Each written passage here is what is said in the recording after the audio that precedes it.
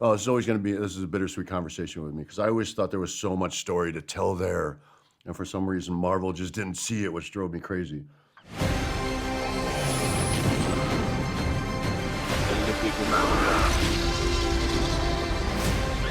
Where we're going, we don't need roads. Mr. Bautista, my friend, how are you, sir? I'm good, Jake. How are you? Danica says hi. Oh, tell her I say hi. Yes, I love her. She's the best. We were talking, whenever she was here in Chicago, we were talking about how much we love you.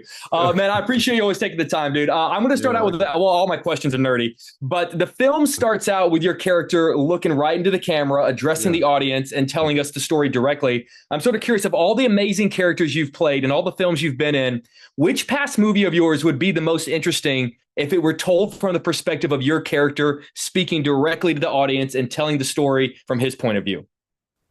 Oh, man. Okay. It would either be, I think the most entertaining, probably the best would be Drax.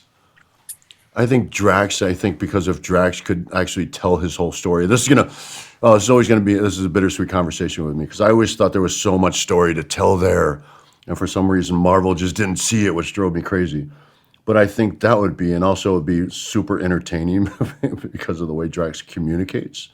But also Drax speaking with such passion about his family and his background and his loss and the love of his newfound family. I think it would be a fun conversation to have, just direct to the audience.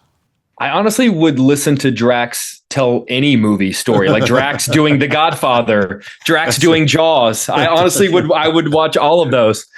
That's a good idea to do, like Drax just giving his best description of films. Like a commentary. They do like director's commentary, but do like Drax commentary. Oh my God. I feel like we just came up with something, man. Yeah, I agree.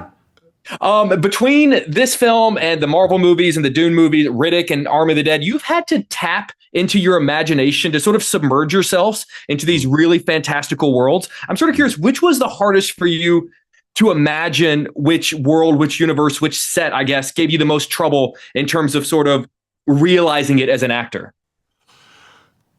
Well, I think, I was fortunate because I was so challenged early on with my work with Marvel that everything after that was easy. Like I'd just been there, I'd done that. I acted in completely green rooms with a tennis ball on a stick. So, after that, I think it was everything else would be, secondary as far as challenging. But then it even got to the point where that, like the Marvel stuff, it just wasn't, I don't know, just became comfortable with it. And it was just part of being in that universe. So it didn't feel uncomfortable and didn't feel foreign or strange. It felt like it was part, easily just a part of the gig. I expected it. I knew it was going to happen.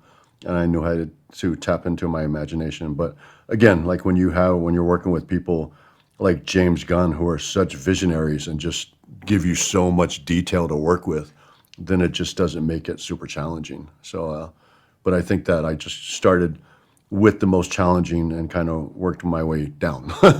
Well, you say it's easy. It's easy because you're a good actor, man. I'm gonna squeeze in one more really quick. I just ran through so many of your credits, and I'd imagine because you've played so many roles, obviously in addition to your time at WWE, that all of your fan interactions are different. And I'm sort of curious how much a fan interaction is affected by the thing they want to talk about. Is a Marvel fan different than a WWE fan, different than a Dune fan, or different than a Knives Out fan?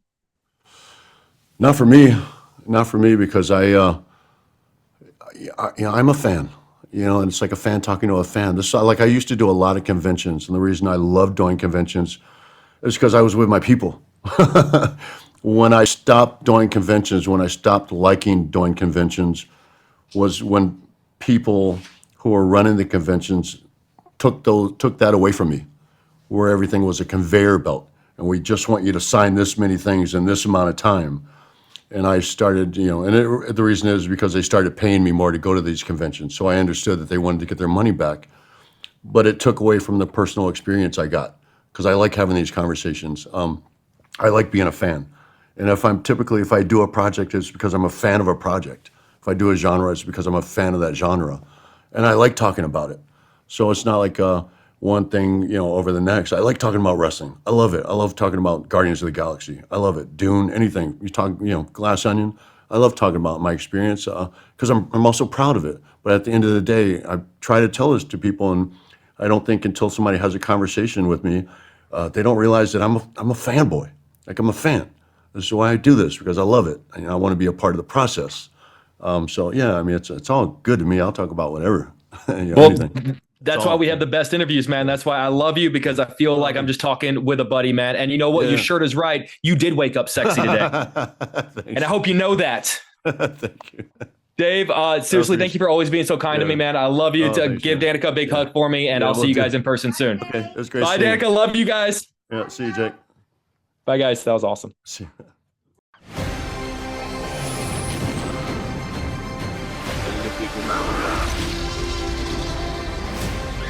Where we're going, we don't need roads.